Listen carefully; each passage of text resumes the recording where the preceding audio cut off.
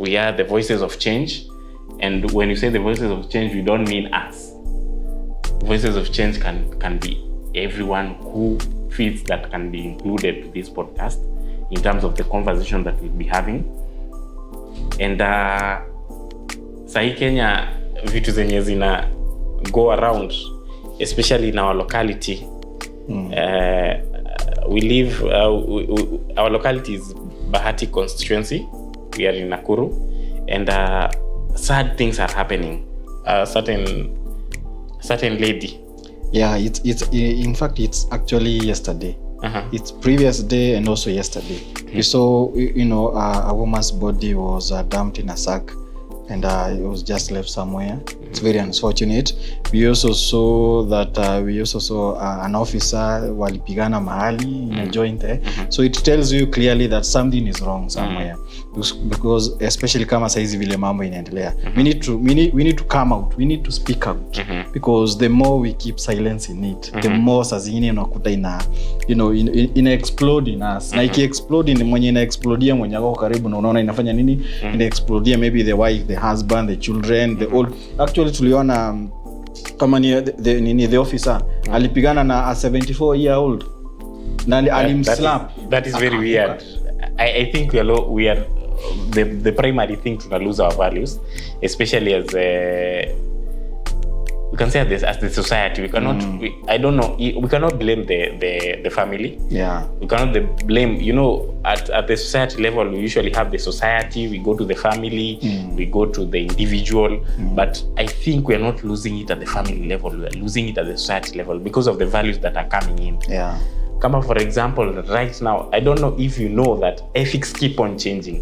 What used to happen in the 20th or 19th century, totally different with what is happening right now. Yeah, we can see that, for example, majority of the women right now, kuna hiyo femininity yenye imekuwa, feminism yenye imekuwa go around, and I will not call it toxic femininity, because everyone has the right to express themselves. Everyone has the right to their opinion. But I think ukiangalia majority of the society structures, especially where we live in, we are being influenced by the Western culture. We don't say that the Western culture is bad, because we have to adapt to what is happening, but we have to be very keen, we as Africans, not to lose our values, because ukiangalia kama hizo issues zenye zinaendelea, kama huyo mwanaume mwenye alipiga 74-year-old, inaoneshana that man tayari lose value system yake kitambo, or alikuwa triggered na certain issue yenye amekuwa ki go on, amekuwa ki experience along the way, ikam trigger aka react to that level. And I think primary goal, that's why we want to focus on mental health issues affecting men, because men, they need to guide this. They are the leaders in the society. Okay, men are given the leadership mantle. I don't want to indulge into the religion perspective, because when we indulge into religion perspective, maybe we can think that we can be so biased towards men. To say men, they're supposed to be the leaders. Women are not supposed to be the leaders, but it is more of a personality. Come to think of it, it's more of a personality, because there are some women who naturally they are meant to lead. It doesn't mean that they are lesser women, but they are meant to lead. You can, and majority of them, they have that manly command. I don't know, I can give an example. Maybe a person like Mother Karua. Unaona? Yeah, personality yake inamdirect towards leadership aspects. Inamdirect towards more of dictating issues. Unaona? And we have to look on such issues. Yeah. What do you think? But you see now, the context ya mambo yote is the issue to do with mental health, because we are seen in a cut across all board. in affect kuta the effect inaonekana kwa watoto, to the youths, in marriages, in our society, in religion, in politics, cut across all board. But actually hii issue unakuta ina affect both aspect. Unakuta kuna ile the side of the boy child anaumia, the other side pia of the girl child anaumia. But as you try to look on it, kuna so many factors ambazo zinachangia hii mambo yote. First of all, you just we have the issues to do with our cultures. Yes. Yeah, we have also this maybe to do with maybe vile mtu malezi ya huyo mtoto na the society itself. Because unakuta ya kwamba the issue to do with the mental health, ni vile tu tumesema mali na kulipukia. Yule mwenye karibu ndio inampata. But when it explode, so we have to ask ourselves, where did we go wrong? Where, as the society, as the families, as the government, in the religion, in any other person, ni wapi tulienda vibaya? Kwa sababu unakuta now the issues actually sometimes unaonaga maybe ile kitambo, the traditional ways, where people used to sit down, they used to talk, they used to be told how to deal with issues. Nowadays haiko. Unapatana now you just learn the hard way, especially in our nation. So many things unajipata pale una learn the hard way. Now when you learn the hard way, hakuna guidance ama limitation on how to deal with things. So you just find yourself doing things because sasa, for example, unakuta sasa kama mtu ndiye ifike mahali sasa unaua mtu, unamkata macho, unamweka in a sack, it tells you that something is wrong somewhere. Because even if it is maybe something that you wanted to revenge or to do, it has gone to the extreme of it. Because now sasa hiyo sasa inakuwa ni mbaya zaidi. So we have to talk about these issues. We have to we have to let it out to our people. We need to come out. We need to speak out. Kama ni the youth, they need to have their own forum to speak out. Come on, the women, those in marriage, we cut across all board. People need to come out. People needs to assemble to see how they can come up with ways of trying to help our people. Because you can remember kama saa zingine tulikuwa tunafunzwa sana ninaweza ikuta for example kama kufukuzana na pesa ama kuchase pesa, career and so forth. Chasing the bag.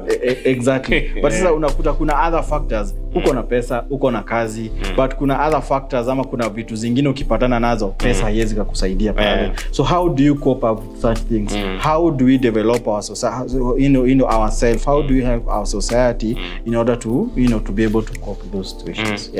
And again, come to think of it, there's this aspect of conflict between technology and ethics. If you look at it keenly, siku hizi si kama kitambo. Unajua kitambo ulikuanga social structures ilikuanga ni the family, mnaenda mnapatana, you talk. Nowadays this social media, which has a very great impact towards the people.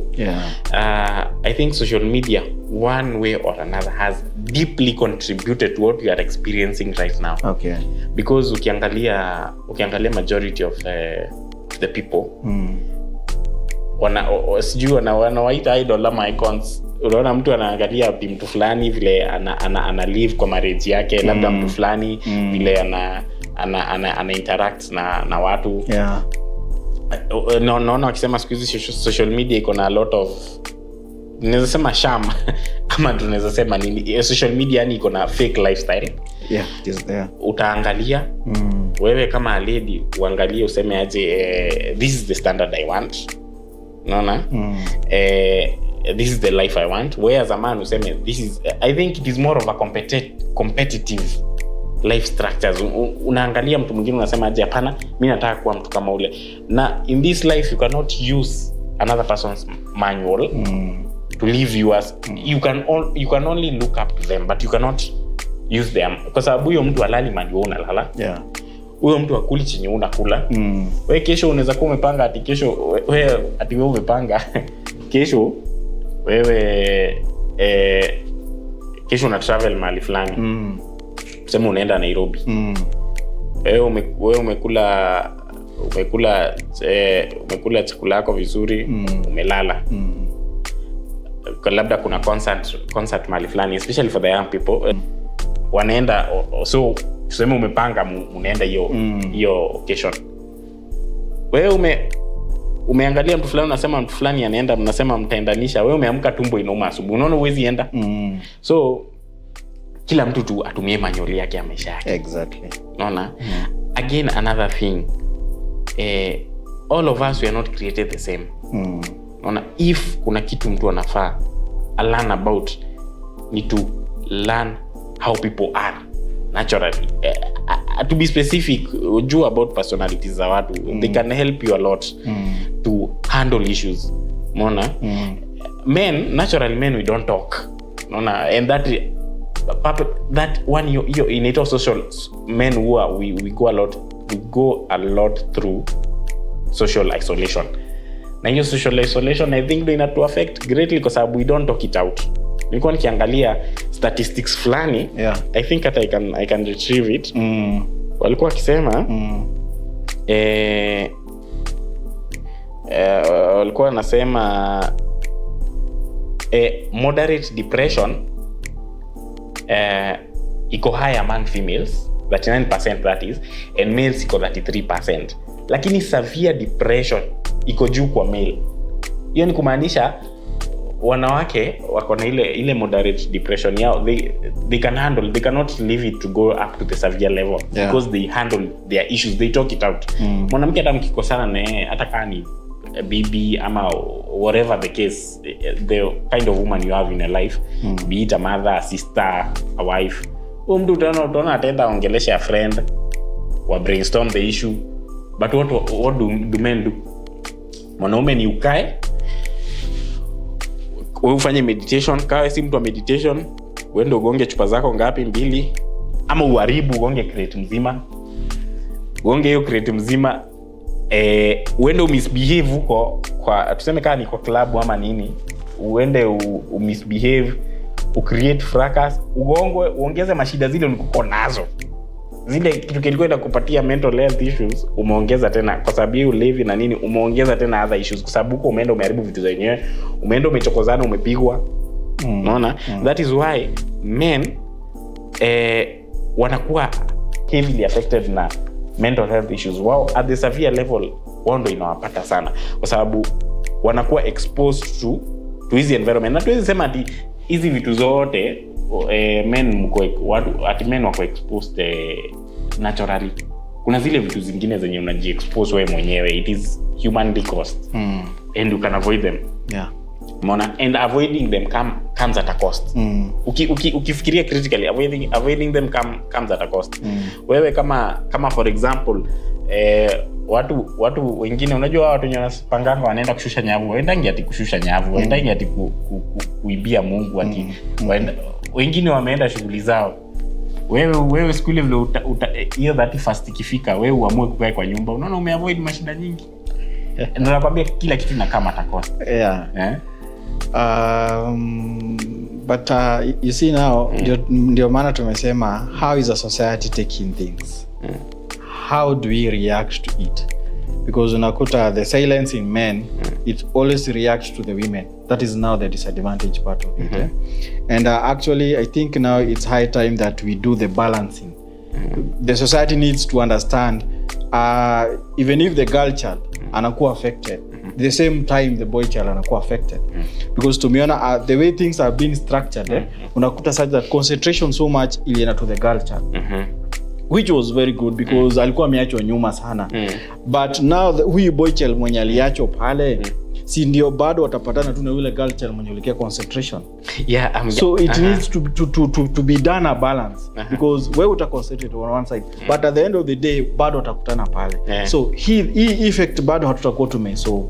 Why don't we now adapt the society in such a way, the way we handle the girl child, the boy child should also be handled, because there are ways that a boy child anapitia kio mdogo. Pia kuna ile ile stage, the adolescent stage, pia the youth stage. Kuna mambo ambayo pia huwa wanapitia. And it is high time that our society needs to come up and and we try to address these issues. Because ukumbuke sasa huyu ndio anakuwa dependent on the society. Umesema vizuri sana. You know, in our society or in the culture that we are having, the man perspective inaangaliwa sana kama the head and so forth and so forth. But hakuwa equipped kutoka pale. And yet hapa muna mu expect yeye ndiye ata handle certain things. Na pale hamuku equipped. Na huyu culture mwenye mulimu equipped anakutana na huyu mwenye ako equipped. So unaona pale the culture ataona huyu mtu maybe mwenye tuko naye hapa kuna vitu ambazo ziko less of this person. So I think now it is high time that our society, we need to come out, we need to come and address the issues. Then issue ya yenye tumezoea wanaume, you know, we are dealing things with the hard way, we are dealing things. Hiyo ndio mambo ambayo inafanya nini, unakuta inafika mahali ina trigger hizo mental health issues, stress, and then unakuta kuna ile favorism ambayo tumesema. The society saizi ina favor the girl child. The constitution that we are dealing with ina favor the girl child. Ukiangalia the religion saizi most of it saa zingine unaona ina favor the women empowerment. So kuna programs, paka programs za serikali saizi actually ukiwa mwanaume ukifika above 35 so unless ungoje ile pesa ya wazee ya 70 hapa in between unakuta. Na sasa hata hiyo miaka ya 70 kulingana na kunaona kama mtu ataweza kuishi, wanaume wataweza kufika hiyo 70. I think by the kunafaa kuwa na hiyo fund ya wanaume kwa hiyo club hiyo, kuna fund fulani nafaa angalau tu ya you know kutu console tu ni kiasi tu pale. That's why nasema mambo unaona hata staki hata there's a propose staki ati tukue tupatie pesa za pressure, pesa za diabetes, tupatie pesa za kumanage stress. What pay your fund? Umeona? Kwa sababu ukiangalia as we age kuna a friend of mine alikuwa ananiambia ati value ya mwanaume inakuanga mpaka saa zile vile utamaliza kufundisha watoto. Hata ukimaliza kufundisha watoto sasa ndio unaanza kuona the true colors za maybe a wife or the partner that you are living with. Umeona? Na one of the main aspect yenye men wanafaa wajue ni try to be diligent to your family while the family is young. Kwa sababu ukiangalia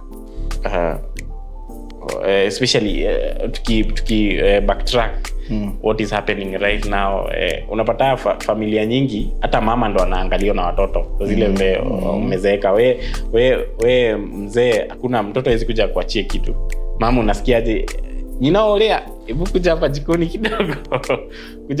kidogo, unaona mtoto amempatia ka kitu. Unaona wewe kama mzee haujaji haujasortiwa anything. That's why it is very important men to strike a balance, the balance that you're talking about. The balance does not come in terms of only balancing your perspective ya favoring women and favoring men. It also comes in terms of unaona the investment yenye unafanya kama mwanaume.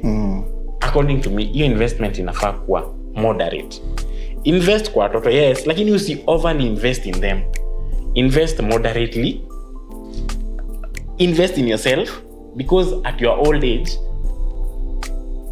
most probably you'll be on your own kwa vitu nyingi. Unaona? Sawa, the wife will support you, but the wife looks upon you for a lot of things, kwa sababu hata by the time inafika 50 ama 55 years atakuuliza aje, wewe tunakaanga wapi, tutakuwa tutakaa wapi? Kama wewe uko umejipanga tutaishi kukomboa nyumba, especially huku mashinani. That is the questions that go around. Na hiyo ina affect majority of men at an old age. Ukiangalia majority of men sahi wenye maybe tuseme 50 and above, they don't go home early. Maana kwa sababu huyo mtu anapiga hesabu anaenda home kupatana na nini. Ni sawa, wife anaweza kuwa labda ampigi kelele, ama wife anaweza kuwa labda amuongeleshe, lakini huyo mtu akifika hivi home anaona regrets zake zote. Anaona aje huyo mtu haja invest, huyo mtu hajafanya kitu fulani. Umeona? Na sasa hiyo sasa zile vile alikuwa anapata alikuwa bado na responsibilities zingine, alikuwa analea watoto, alikuwa bado na life to live. Unaona, labda alikuwa na hii black tax, sister kwa hapo amekuitisha mtoto sijui wa auntie yako sijui wa wapi, ameshakuitisha nini. Unaona, huwezi kosa kutoa kwa sababu wewe ni uncle. Unaona? So kuna I think men when they are young or tuseme in their from 25 to 45, men need to focus on, they need to be mean in some way. Unaona, usikue we kazi yako ni kutoa. Unaona, we kutoa, focus on yourself. Unaona, build yourself, invest on yourself socially, because social investment is very important, especially at an old age. Unaona, at an old age, ukizeeka huo focusingi sana na ku build wealth, na focusingi na wale marafiki umesha create, una interact nao. Hata ile aspect ya kukula, twende tushike kanyama kwa butchery, ilitoka kwa wazee, kutoka kwa vijana. Unaona vijana gani wanaenda Kamakis ati wameingia Kamakis ati wasema ati tuchomee nyama hapo. Imagine inakuwa wazee. Naona kwa sababu mtu ni kama ana celebrate achievement yake. Na ndio celebrate hii achievement yako, unafaa kumfanya kila kitu in moderation. That's why mimi husema usi aspire at a lot of wealth. Mona, do everything in moderation. Invest in your family, at the same time invest in your financial perspectives in future. Mona, usikuange ati wewe kazi yako ni wewe job 24/7. Wewe familia unakujanga, ukifika hivi home watoto wamelala. Ukiamka watoto wako na once in a week. Mona? Ni sawa sasa, hiyo unaona unatafuta do na kweli unatafutia familia, lakini at the end of the day hawatakumbuka wewe kwa sababu huku invest in them socially. Unaona? So ukiangalia vitu kama hizo, that's why men wanafaa kupatiwa hiyo guidance more on how they are supposed to invest socially. And that's why nasema there are so many aspects ambazo zinachangia with how we relate and how our lifestyle is and how our culture is. Because like for example, unakuta kuna so many programs za women. Kuna so many, hata ukienda kwa nini wakati wako shule, kuna programs ziko pale primary, mpaka za finances zote ziko pale. Umeona? Na wakati wanaenda kwa hizo training, unakuta kuna other people ambao wanakuja pale wanawapea maarifa fulani. Vile unafaa ujipange. Ukipatia for example, kama umeachia pesa kufanya hii, usitumie yote, jipange hivi na hivi na hivi na hivi. Lakini sasa unakuta the other side sasa ya mwanaume, the boiled child, kwa sababu ya kukua kivyako, you're not relating with other people. Usikie wale ambao wako mbele yako wamekuwa kifanya nini, challenges zenye ziko, wale ambao wako stage ya familia venye wewe uko, wana ni challenges gani wanapitia, ni jinsi gani wanaweza kuzisolve. Ukikosa hiyo maarifa, you'll just find yourself being caught up with time. Because unakumbuka sasa kama kuna kitu ambayo huwa ina challenge mwanadamu saizi ni time. Because usipofanya kitu saizi, hiyo time ku recover ita caught up na wewe somewhere else. True. That's why tunasema people need to come out and speak out. Kama niyo joint unaenda, how effective is it? Kama nizo joint za nyama za nini, how effective is it? What are you going to do there? Watu ambao una relate na wao ni kukurudisha nyuma. Because unakutaka yes, kuna joint zile wanaume wanaenda, but ukiangalia kile wanafanya pale, it is something ambayo si productive. Ni kitu ambayo haisaidii. In fact unakuta at the end of the day ukitoka pale inakuwa tu ni the negative effects zinaonekana kwa familia pale. But unakuta sasa wewe umeenda pale, hujafaidika na kenye umefanya, umepewa the negative things zenye unafaa kuja kufanya kwa familia. Unakuja ku experience the negative things. Huyu naye amekuwa empowered jinsi ya kujipanga. So unaona at the end of the day itafika mahali wewe utaachwa kivya. That's why we are saying it is high time that we relate and we change things concerning our society and how we see things. Because when we speak out, when you give me, when I hear out your experience ya yule mtu mwingine, itanishape, itanisaidia. Then unakuta especially wale watu wako mbele, kama kuna mahali mtu alislip kidogo, itakuguide wewe. Hey, kama ni hiyo njia sitapitia, na maybe ulikuwa kwa hiyo njia. So unaona automatically ushafaidika. Kama yule mtu hiyo kitu ilifanya akakuwa nyuma for maybe more than 5-10 years, sasa wewe imekusaidia ya kuimprove. So utakuwa better in 10 years enye ule amekuwa nayo, wewe utaweza kuimprove nayo. And that's why we are saying that we need to look on so many things, how we are relating things, and we need everybody to come out. That's what we have said. Our society needs to come out, especially kama saizi. How prepared are we because sasa tuko festive season. How prepared are we come January? Yeah. Ni nani anakuwa strained? Umejipanga aje? Ni nani huyo anakuwa strained ikifika pale? Yes, hizi utafurahia and it is good to kufurahia, but do it respectively, moderately. Do it ina maana ambayo pia itakusaidia na pia haitakuja kukuaffect wakati inafika kama January. So that's why tunasema hii mambo yote, because hakuna mtu huzaliwa akijua.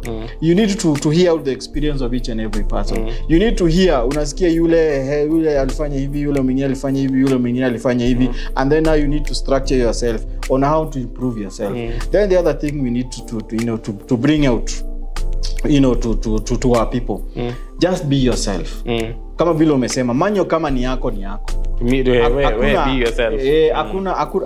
Hakuna vile utatumia manyo ya hapa, uitumie kwa manyo hapa nyingine. Just be yourself, because you are created yourself. And you yourself, kuna vile ambavyo Mungu alikuumba. So make good use of it. Hata kama ni nyingine, wacha ikuwe tu ya kukusaidia na guidance na kukupatia limitation on what to do or what not to boundaries. But don't just copy, especially to so many young people. Usiangalie the social life yenyewe mnaona ya watu pale is just fake. It is just fake to so many other people. Na kuna wengine ni reality na ni ukweli, but you need to ask yourself, where do I want to be? Where do I want to be in 5 years to come? What do I need to achieve? How is my life going to be? So kuna hiyo mambo ambayo tunaangalia, and actually we can see hii effect ambayo tunasema ya society kutoko pamoja. It is the same effect we are feeling in our society, in our church, and also in our nation. That's how una feel kama kuna hiyo gap ya the youth, that is now the Gen Z. They feel that they have been left out completely for a very long time. So unakuta kuna hiyo effect sasa they are now trying to resolve things on their own. Na what if now kama ungekuwa umekaishwa chini wanaonesha inakuwa hivi na hivi na hivi na hivi na hivi na hivi, no one will be taking advantage of our society. No one will be taking advantage of any other person in according to how things they are.